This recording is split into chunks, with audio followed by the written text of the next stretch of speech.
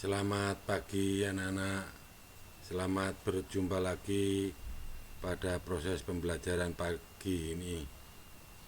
Semoga anak-anak masih dalam keadaan sehat sehingga kita benar-benar maksimal dalam proses pembelajaran pada pagi hari ini. Pada pertemuan ini kita akan membahas teknologi ramah lingkungan. Saya kira ini juga pernah kamu terima pada saat di sekolah dasar atau mungkin di kelas 7 ya. Tetap pada saat ini kita akan perdalam kembali. Yang akan kita bahas, kita pelajari terkait dengan teknologi ramah lingkungan adalah contoh penerapan TRL. Sengaja saya tulis TRL, itu teknologi ramah lingkungan. Apa saja itu penerapannya? Yaitu yang kita kenal dalam ke lingkungan kita mungkin ya sudah pernah mengenal. Ada biogas, ada kincir angin, mobil listrik, taman di atap rumah, kompor misalnya tanpa gas menggunakan tenaga uap, begitu juga listrik, ada tenaga matahari ya, dan lain-lain. Juga prinsip dalam konsep teknologi ramah lingkungan. Ada refine, reduce, reuse, recycle, recovery, retrieve. Nanti akan kita bahas satu persatu itu ya. Ingat, berdasarkan harafiahnya kamu minimal sudah mulai punya gambaran ya. Juga kita pelajari terkait dengan macam-macam teknologi ramah lingkungan. Macam-macamnya banyak, ada yang biofuel, biopulping, biogas, biopori, dan lain-lain. Begitu juga terkait dengan manfaatnya. Apa itu manfaatnya nanti juga kita bahas. Juga begitu juga terkait dengan kebalikannya. Kira-kira teknologi apa yang tidak ramah lingkungan? Itu teknologi yang harus kita tinggalkan ya. Apa itu nanti kita akan tunjukkan satu persatu. Selanjutnya kita pahami dulu bahwa teknologi ramah lingkungan itu adalah suatu teknologi yang diciptakan oleh manusia untuk memudahkan kehidupan manusia tanpa merusak atau tidak menimbulkan dampak negatif.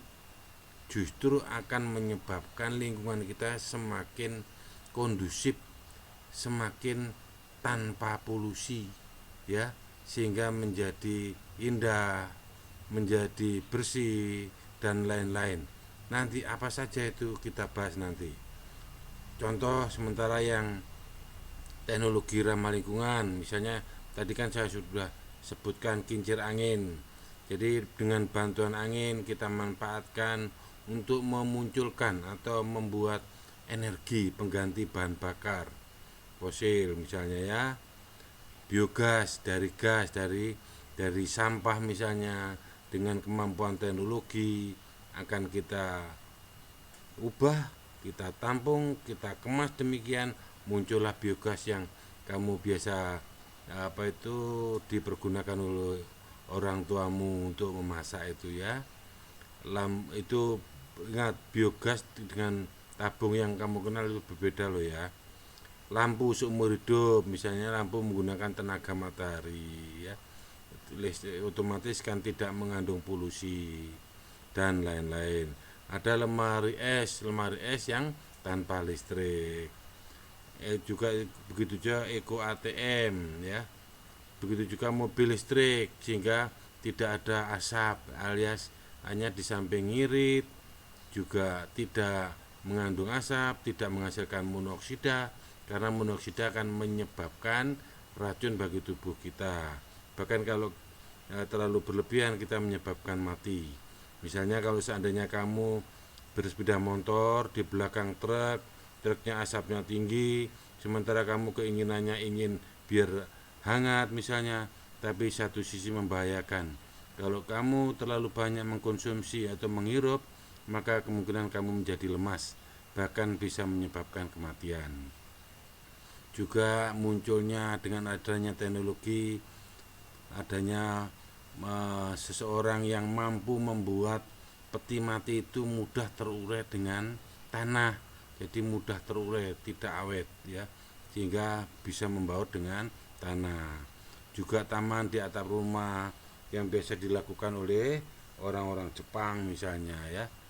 Selanjutnya prinsip dalam konsep teknologi ramah lingkungan. Teknologinya itu yang jelas bagaimana teknologi itu tidak menimbulkan polusi atau tidak menimbulkan limbah yang membahayakan makhluk hidup atau kita semua. Jadi semuanya harus memakai bahan bakar ramah lingkungan. Jadi diharapkan itu jangan sampai membuat polusi. Itu prinsip-prinsipnya itu apa saja, misalnya di sini disebutkan refine, yaitu menggunakan bahan ramah lingkungan melalui proses yang lebih aman dengan teknologi sebelumnya. Refine itu berarti mengulang kembali tetapi yang lebih baik lagi, yang lebih aman lagi, gitu maksudnya ya. Reduce itu mengurangi jumlah limbah dengan cara mengoptimalkan penggunaan bahan. Jadi mengoptimalkan, jadi mengurangi jumlah limbah ya, supaya tidak pengeluarannya terlalu tinggi. Reuse menggunakan kembali, use menggunakan kembali. Dengan cara bagaimana? Yaitu ya, memakai kembali bahan-bahan yang sudah ada, mungkin sudah berupa limbah dan diproses dengan cara yang berbeda lagi. Itu namanya digunakan kembali. Recycle, diputer neh, dibalik meneh, hampir identik dengan reuse. Hanya reuse ya, maksud saya reuse itu memakai kembali, recycle juga menggunakan kembali, hanya limbah diproses dengan cara yang sama. Itu kalau si recycle.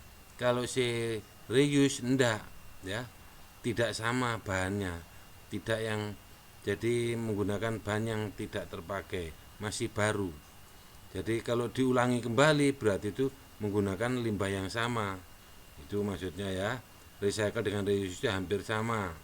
Jadi penggunaan bahan kembali itu recycle ya.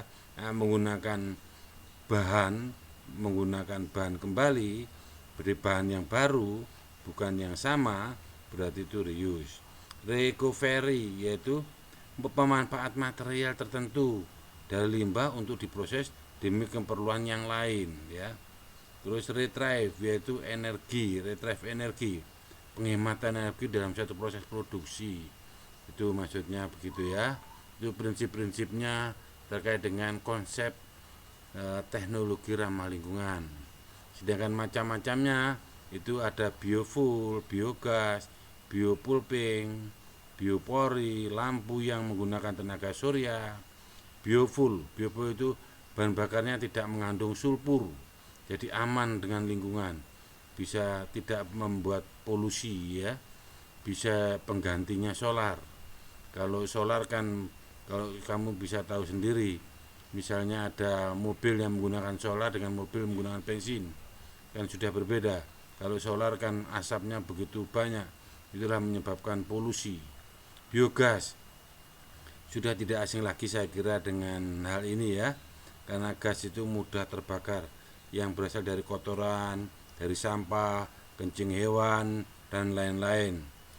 Biopulping yaitu pemanfaatan mikroorganisme melalui pelapuan yang biasanya digunakan tingkat industri ya.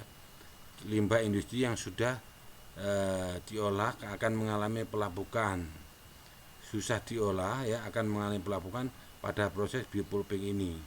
Biopori itu metode yang alternatif peresapan air hujan ke tanah. Misalnya di Jakarta itu banyak lubang-lubang ya, lubang-lubang ditutup kembali ya. Lubang-lubang itu tujuannya untuk menghindari atau mengurangi banjir ya, minimal tidak ada banjir atau mengalami keseimbangan nanti, sehingga tidak ada pori-pori, ada lubang-lubang yang kita atur sedemikian rupa sehingga kalau ada air hujan otomatis tidak mengalir ke sana kemari, langsung masuk ke lubang-lubang itu, namanya biopori ya. Lampu yang menggunakan tenaga surya seperti pada background saya itu menggunakan itu ya. Di samping kincir angin juga tenaga surya. Manfaat ramah lingkungan, manfaatnya itu banyak sekali. Di sini yang jelas kuncinya bisa mempertahankan sumber daya alam agar tetap lestari tanpa merusak apapun. Itu manfaat ramah lingkungan, yaitu mengurangi jejak karbon ya, meningkatkan penjualan otomatis, manfaatnya hemat biaya, otomatis biayanya akan tidak begitu misalkan kalau biasanya kita menggunakan listrik melalui PLN, kita menggunakan tenaga surya misalnya ya, itu bukti bahwa itu membuat hemat biaya. Mengurangi jumlah limbah, berarti limbahnya tidak terlalu banyak atau bahkan sudah tidak ada limbah, itu manfaatnya. Jadi juga termasuk mengurangi risiko kerusakan alam, karena kalau seandainya contohnya misalnya adanya asap yang terlalu berlebihan, pabrik yang terlalu banyak, asapnya keluar banyak, sehingga terjadilah yang biasa kita dengan rumah kaca. Jadi nanti ada kebocoran pada lapisan-lapisan itu ya, ozon itu akan berlubang. Jadi kalau berlubang otomatis sinar matahari yang membawa ultraviolet itu langsung mengenai bumi sehingga menjadi panas. Nah, peristiwa itu atau keadaan seperti itu namanya rumah kaca. Teknologi yang tidak ramah lingkungan. Nah, ini yang tidak perlu kita ketahui, tidak perlu kamu contoh di eksploitasi sumber minyak bumi. Eksploitasi itu penggunaan yang berlebihan ya, akan membahayakan, berbahaya terhadap tanah, udara, air, makhluk hidup dan iklim ya. Misalnya juga sebelum penambangan atau penebangan itu sebenarnya ya, hutan terlebih dahulu ditebang dengan tebang pilih dulu, aliran air dikeringkan dan sebagainya ya. Begitu juga teknologi pengolahan batu bara. Jadi batu bara itu merupakan bahan bakar yang paling kotor di antara bahan bakar yang lain.